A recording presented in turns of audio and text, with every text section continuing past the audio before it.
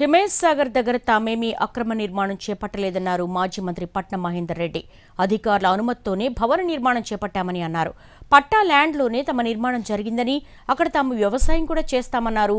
పట్నం నిబంధనలకు విరుద్ధంగా ఉందని ప్రభుత్వం నిర్ధారించి నోటీసులు ఇస్తే తానే ఆ భవనాన్ని కూల్చివేస్తామన్నారు.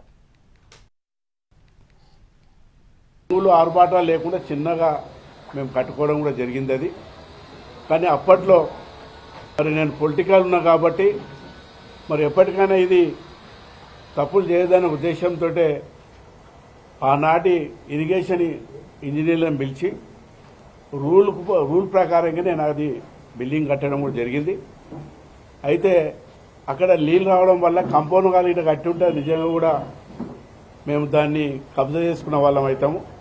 మీరందరూ కూడా పోయి చూడండి, కంపౌండ్ వాల్ లేదు, ఏం లేదు. అది అప్పటి కలెక్టర్ గారితో కూడా మాట్లాడి సర్వే చేయించేసి ఎక్కడైతే రూల్ ప్రకారం కట్టని అక్కడనే ఆ బిల్డింగ్ కట్టుకోవడం జరిగింది. అది చిన్న బిల్డింగ్. అది ఒకవేళ తప్పని తెలిసి ఒకవేళ నిజంగా రూల్స్ వ్యతిరేకం ఉంటే మరి ప్రభుత్వం ఏదైతే చేస్తున్నదో దానికి తప్పకుండా సహకరించి